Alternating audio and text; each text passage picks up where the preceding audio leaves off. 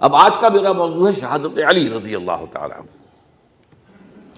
اصل میں حضرت علی رضی اللہ تعالیٰ عنہ کی شہادت بھی اسی الفتنۃ الکبریٰ کا تسلسل ہے۔ وہ جو عبداللہ ابن سبا کا پیدا کردہ عظیم ترین فتنہ تھا، اسی کا ایک نتیجہ حضرت علی کی شہادت بھی ہے، لیکن وہ بات ذرا تفصیل سے سمجھنی ہوگی، اور اس کے لیے میں ممنون احسان ہوں۔ حال ہی میں ایک کتاب چھپی ہے، ڈاکٹر سید رضوان علی ندوی، وہ محقق ہیں تاریخ کے، انہوں نے بڑی تاریخی تحقیق کے بعد جو باتیں بیان کی ہیں وہ میں آپ کے سامنے رکھ رہا ہوں۔ عرب میں جنوب مغرب کی کونے میں، جہاں یہ یمن بھی آباد ہے، اس کے اوپر نجران ہے، اسی علاقے میں یمامہ کا علاقہ کہلاتا ہے۔ یہاں ایک قبیلہ آباد تھا، بنو تمیم۔ یہ جو لوگ تھے بڑے کرخت مزاج، جنگجو، اکھڑ، ضدی، اور جس بات کو ایک دفعہ مان لے اس پر اڑ جانے والے اور مر مٹنے والے۔ یہیں سے فتنہ پہلا اٹھا تھا، سب سے بڑا جو نئے جھوٹے نبی کھڑے ہوئے تھے ان میں سب سے بڑا تو مسیلمہ کذاب تھا، یہی تو علاقہ تھا۔ اور اس کے خلاف اس فتنے کی سرکوبی میں کتنے صحابہ، 1200 صحابہ ایک جنگ کے اندر شہید ہوئے، جن میں 500 جو ہیں وہ حفاظ تھے رضی اللہ تعالیٰ عنہ اجمعین۔ تو یہ لوگ جو یہ تھے بڑے زوردار تھے۔ اس قبیلے کے بارے میں حضرت عمر رضی اللہ تعالیٰ عنہ نے ایک بڑی عجیب حکمت عملی اختیار کی۔ ان کو وہاں سے اکھاڑ کر اور ایران کی سرحدوں پر آباد کر دیا، اب جہاں پر جہاد ہو رہا تھا، تاکہ ان کے اندر جو یہ جنگجوئی ہے یہ اب اس مقصد کے لیے استعمال ہو، اب وہ دارالاسلام کی توسیع کے مقصد کے لیے استعمال ہو، اور وہ ہوئی۔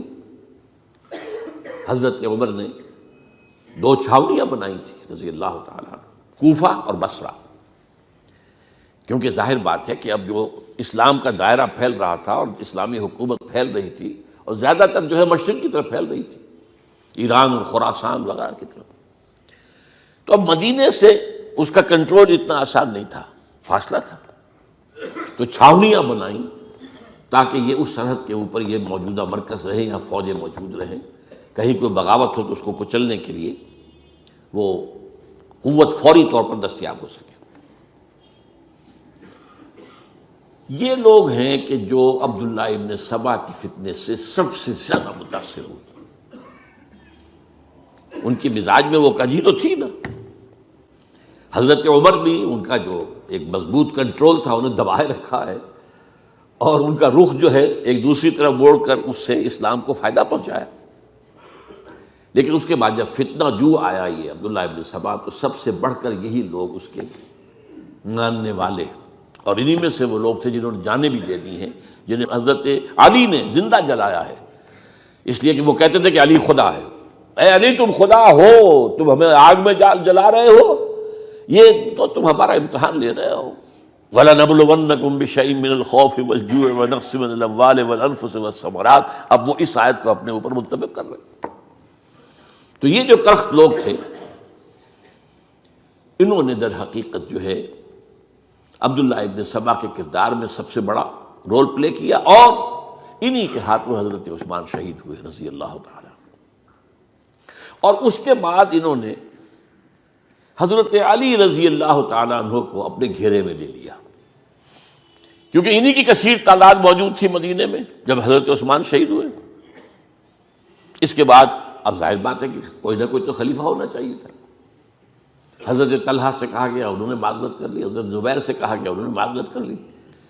اب ظاہر بات ہے کہ حضرت علی آخر امت کو چھوڑا تو نہیں جا سکتا تھا بغیر امام کے، انہوں نے قبول کر لی، اگرچہ حضرت حسن روکتے رہے کہ ابا جان یہ ان لوگوں کی بیعت جو ہے آپ قبول نہ کیجیے۔ حضرت حسن تو ان میں سے ہے جو حضرت عثمان کے دروازے پر کھڑے تھے پہرے دار کی حیثیت سے، حسن اور حسین رضی اللہ تعالیٰ عنہ، انہیں تو معلوم تھا فتنہ جو کون لوگ ہیں۔ اس کے بعد حضرت علی رضی اللہ تعالیٰ عنہ نے اسی حکمت سے، جس حکمت کے تحت حضرت عمر نے یہ چھاونیاں آباد کی تھی، دارالخلافہ بھی مدینے سے کوفہ منتقل کر دیا، تاکہ پورے عالم اسلام کو کنٹرول کیا جا سکے اس مرکز کے ساتھ۔ اس کا نتیجہ یہ نکلا کہ اب گویا کہ حضرت علی کے گرد ان لوگوں کا گھیراؤ مکمل، کوفے میں یہی تو آباد تھے، کوفی یہی تو تھے، حضرت عمر نے انہیں لا کے یہاں آباد کیا تھا۔ جب حضرت علی نے کوفے کو اپنا دارالخلافہ قرار دیا تو گویا کہ ان کا پھر عمل دخل بہت بڑھ گیا۔ ایک طریقے سے یوں کہا جا سکتا ہے کہ انہوں نے اب حضرت علی رضی اللہ تعالیٰ عنہ کو اپنے محاصرے میں لے لیا۔ چنانچہ جنگ جمل کے موقع پر یہ ہوا ہے کہ صلح ہو گئی تھی، حضرت عائشہ رضی اللہ تعالیٰ عنہ کے جو نمائندے تھے اور ادھر سے حضرت علی، صلح ہو گئی تھی، طے ہو گیا تھا کہ ہاں قاتلین عثمان کو جو ہے اس کو سزا دی جائے گی، قصاص لیا جائے گا حضرت عثمان کی قتل کا۔ لیکن ان لوگوں نے 10,000 آدمی کھڑے ہو گئے کوفے کے اندر، ہم سب قاتل ہیں عثمان کے، لو قصاص ان سے اگر لے سکتے ہو، جس کے نتیجے میں اور انہوں نے جنگ شروع کر دی۔ اور جب جنگ شروع ہو جائے تو پھر اس کے بعد تو کوئی نہیں دیکھ سکتا کیوں شروع ہوئی، کیسے شروع ہوئی، کس نے شروع کی۔ اب تو یا مارو یا مرو، دو ہی باتیں ہوتی۔ 10,000 مسلمان ایک رات میں شہید ہوئے جنگ جمل میں۔ اب اس کے بعد حضرت علی رضی اللہ تعالیٰ عنہ کی خلافت جو ہے حضرت امیر معاویہ نے ماننے سے انکار کر دیا۔ جب تک قاتلین عثمان کو سزا نہیں دیتے ہم بیعت نہیں کریں گے۔ یہ نہیں کہ دعویٰ کیا ہو کہ میں خلافت کا حقدار ہوں، یہ نہیں، لیکن یہ کہ آپ کو ان کو سزا دینی چاہیے۔ اب یہ تھا وہ مخمصہ جس میں حضرت علی رضی اللہ تعالیٰ عنہ وہ فرماتے تھے تم میرا ساتھ دو تو میں ان قاتلین عثمان سے سزا جو ہے ان کو سزا دے سکتا۔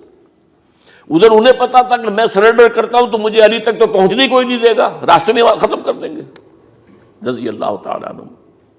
تو یہ پیچ تھا ایک جو ایسا پڑا ہے۔ اب اس میں جب حضرت معاویہ اور حضرت علی کے مابین فیصلہ کن جنگ ہوئی، جنگ صفین جسے کہتے ہیں، جس میں 70,000 مسلمان ایک دوسرے کی تلواروں، تیروں، نیزوں سے قتل ہوئے۔ اس موقع پر حضرت معاویہ کی طرف سے ایک آفر آئی، قرآن مجید کو نیزے پر اٹھا کر لوگوں نے کہا کہ یہ خون ریزی بند کر دو، ہم قرآن کا فیصلہ ماننے کو تیار ہیں۔ حضرت علی دیکھ رہے تھے کہ یہ اصل میں میری فتح کو شکست سے بدلنے کا پروگرام ہے، تقریباً فتح میری ہو چکی ہے، لیکن یہ جو طبقہ تھا یہ انہوں نے کہا نہیں بڑی ٹھیک بات کہہ رہے ہیں، وہ مانیے ان کی بات، جنگ بند کی۔ انہوں نے ہی یہی لوگ تھے جنہوں نے مجبور کیا حضرت علی کو کہ وہ تحکیم پر رضامند ہو جائے۔ اس کے بعد تحکیم میں جو معاملہ ہوا، حضرت علی حضرت عبداللہ ابن عباس کو اپنی طرف سے حکم بنانا چاہتے تھے، یہ اڑ گئے نہیں، یہ اڑ جانے والے لوگ، اور یہی اصل قوت تھے، وہاں ساری طاقت کوئی نہیں کی تھی۔ تو انہوں نے ابو موسیٰ اشعری کو اپنی طرف سے مقررہ، وہ بہت نرم خو آدمی تھے، انہیں بناؤ۔ بہرحال جو بھی بات طے ہوئی، اب تاریخ کی روایتوں میں اختلاف ہو سکتا ہے، کہا یہ جاتا ہے کہ طے تو یہ ہوا تھا حکمین کے مابین، ادھر سے ابو موسیٰ اشعری، ادھر سے عمرو بن العاص رضی اللہ تعالی عنہما، کہ آپ اپنے جو کلائنٹ ہیں حضرت علی آپ انہیں معزول کر دیجئے، میں معاویہ کو معزول کر دیتا ہوں، پھر جو ہے مسلمان فیصلہ کر لیں کسی اور کی عبادت۔ انہوں نے کھڑے ہو کے کہہ دیا میں علی کو معزول کرتا ہوں، اور عمرو بن العاص نے کہا کہ میں معاویہ کو قائم کرتا ہوں۔ اب یہ ہے روایت، واللہ عالم اس میں کتنا سچ ہے کتنا جھوٹ ہے، میں کوئی مورخ نہیں ہوں، میں کوئی تاریخ کا محقق نہیں ہوں۔ اس کے بعد جو ہے اب یہ لوگ انہوں نے کہا کہ مانیے تحکیم کو، اور جب انہوں نے حضرت علی نے اس تحکیم کے فیصلے کو ماننے سے انکار کیا تو باغی ہو گئے، حضرت علی کو کافر قرار دیا، اور جا کر ایک جگہ پر حرورہ ایک جگہ تھی وہاں پر جا کے جمع ہو گئے، جتھا بندی کی بہت بڑی طاقت پر وہاں کر۔ انہوں نے طے کیا کہ علی بھی کافر ہو گیا، معاویہ بھی کافر ہو گیا، عمرو بن العاص بھی کافر ہو گئے، سب کافر ہیں۔ حضرت علی کی طرف سے ایک گئے سفیر ان سے بات کرنے کے لیے، تو انہوں نے کہا تم ہی نے تو کہا تھا کہ تحکیم کو تسلیم کرو، کہ ہاں ہم نے گناہ کیا تھا، کفر کیا تھا، ہم توبہ کی ہم نے۔ اگر علی بھی مان لے کہ میں نے مان کر کفر کیا تھا، اب میں توبہ کرتا ہوں، تو ہم ان کی بات مان لیں گے۔ اب حضرت علی اس طرح کا جھوٹ کیسے بولتے؟ انہوں نے تو کوئی کفر نہیں کیا تھا۔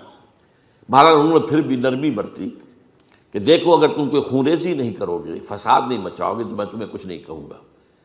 لیکن وہ اپنی ان شرارتوں سے بعد نہیں آئے۔ تو پھر تیسری جو بڑی جنگ ہوئی ہے ان جنگوں میں، جنگ نہروان کہلاتی ہے، حضرت علی کی جنگ خوارج کے ساتھ، جس میں 4000 خارجی جو ہے وہ قتل ہوئے۔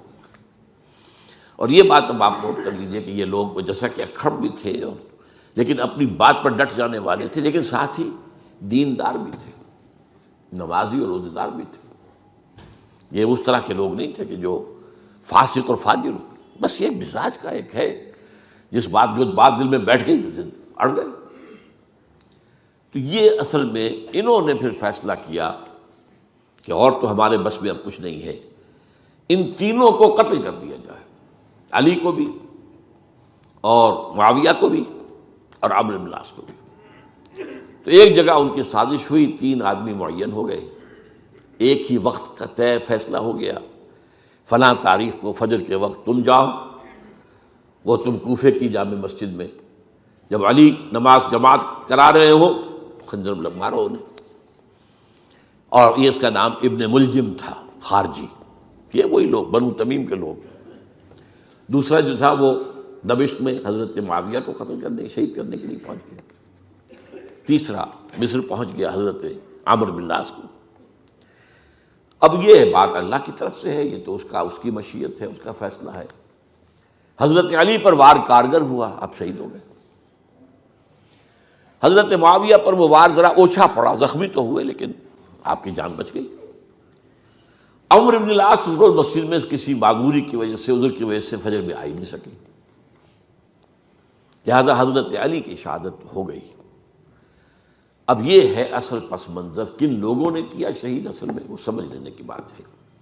یہ خوارج نے شہید کیا، لیکن خوارج کا فتنہ سبائی فتنے ہی کا آف شوٹ ہے، اسی کے ذیل میں ہے، اسی کی ایک شاخ ہے، اسی کا ایک نتیجہ ہے۔ یہ خوارج جو ہے بعد میں بھی ان کی مسلسل جو ہے وہ جنگیں رہی ہیں۔ بہرحال اس صورتحال کو یہ سمجھ لیجئے کہ یہ خلفائے ثلاثہ رضی اللہ تعالی عنہ، حضرت عمر شہید، عثمان شہید، علی شہید۔ عجیب بات ہے کہ تینوں کا نام عین سے شروع ہوتا ہے، عمر عین سے، عثمان عین سے، علی عین سے، تینوں شہید ہوئے ہیں۔ لیکن یہ کہ یہ ہے تاریخی پس منظر۔